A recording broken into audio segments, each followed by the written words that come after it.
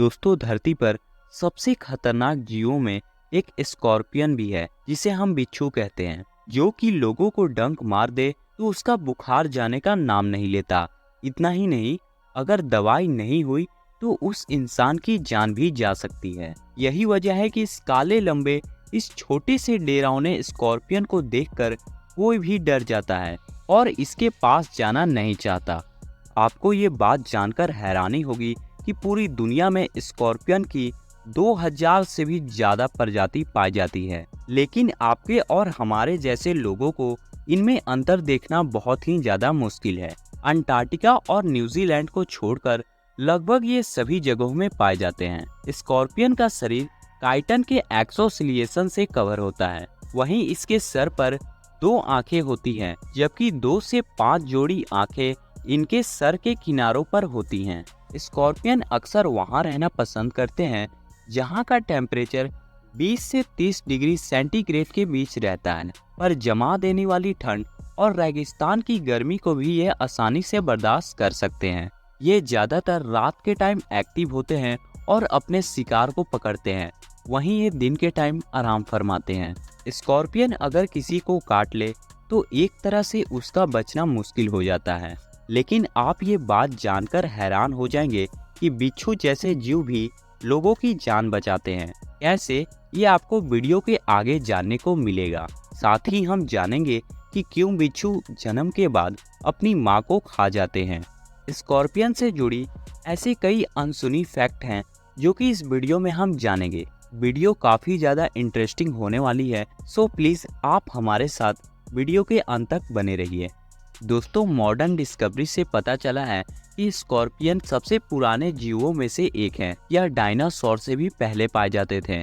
शायद इन्हीं वजह से इनको खतरनाक माना जाता है। एक रिसर्च से पता चला है कि जब स्कॉर्पियन अपने शिकार या किसी व्यक्ति को डंक मारता है तो वो अपने शिकार के शरीर में एक खास तरह का पॉइजन इंजेक्ट कर देता है, जिसकी वजह से व्यक्ति के सीधे नर्वस सिस्टम पर असर होती है। आपको बता दें कि स्कॉर्पियन का पॉइजन बच्चे और बूढ़े लोगों को सबसे ज्यादा असर करता है।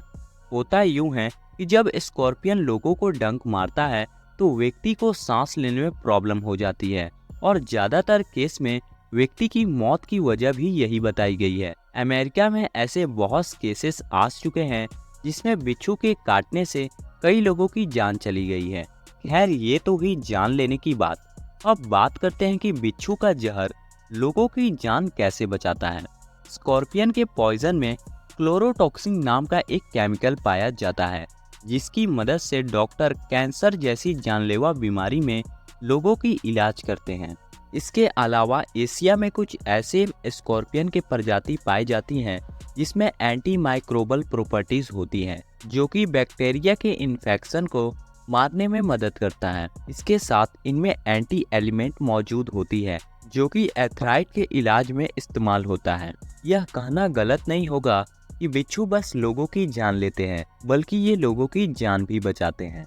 स्कॉर्पियन की प्रजनन की बात करें तो इनकी प्रजनन प्रजाति के आधार पर होती है। जैसे कि जहां पर कुछ स्कॉर्पियन के प्रजाति सेक्सुअल रिप्रोडक्शन करते हैं, वहीं पर इनके कुछ प्रजाति पार्थेनोजेनियस प्रोसेस द्वारा असेक्सुअली रिप्रोड्यूस करते हैं, जिसमें एक्स डायरेक्टली एम्ब्रियोस में डेवलप करता है, यानी बिना किसी मेल द्वारा फर्टिलाइज किए।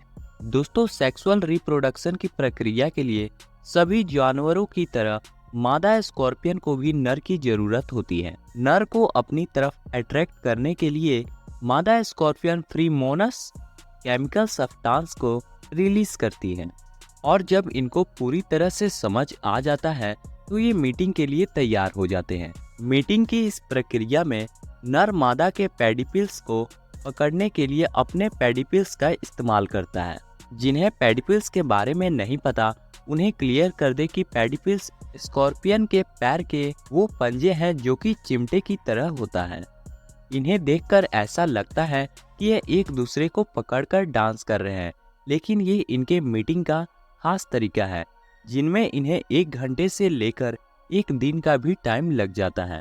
मीटिंग के इस प्रक्रिया के बाद यहाँ नर को मादा से तुरंत अलग होना पड़ता है, क्योंकि अक्सर मीटिंग के बाद मादा स्कॉर्पियन नर को मारकर खा जाती है। और ऐसा मादा इसलिए करती है क्योंकि बच्चे को जन्म देने के लिए मादा को बहुत ज़्यादा एनर्जी की ज़रूरत होती है। इसके अलावा स्कॉर्पियन अंडे देने के अलावा जीवित बच्चे को ही जन्म देती है, जिसमें उन्हें और ज़्यादा एनर्जी की ज़रूरत होती है। इसलिए अक्सर सेक्सुअल रिप्रोडक्शन के बाद मादा स्कॉर्पियन नर स्कॉर्पियन को मारकर खा जाती है ताकि मादा को न्यूट्रिशन मिल सके। मीटिंग के कुछ ही देर बाद मादा गर्भ अवस्था में चली जाती है और आप ये जानकर हैरान हो जाएंगे, इनका गर्भकाल 1 महीना से लेकर 1 साल तक होता है। और जैसे ही ये गर्भकाल खत्म होता है, मादा अपने बच्चों को जन्म देने के लिए किसी सुरक्षित जगह पर चल जाती है ताकि बच्चों को जन्म देते समय उनको और उनके बच्चे को खतरा ना हो। मादा अक्सर बिल बनाकर अपने बच्चों को जन्म देती है।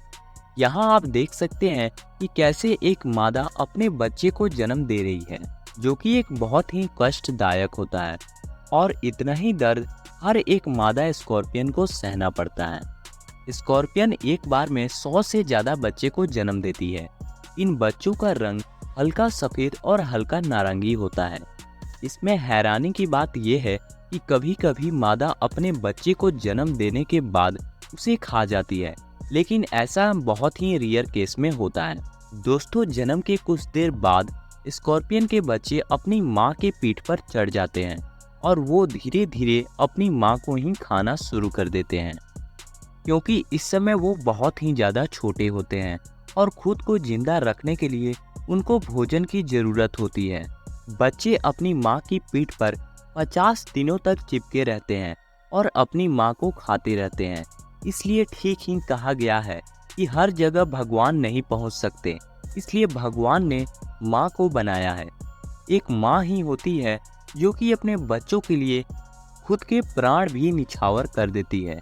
अपनी मां के लिए एक प्यारा सा कमेंट जरूर कीजिएगा। 50 दिनों बाद जब बच्चे बड़े हो जाते हैं, वो अपनी मां के पीठ से उतर जाते हैं और अपना स्वतंत्र जिंदगी जीने के लिए तैयार हो जाते हैं।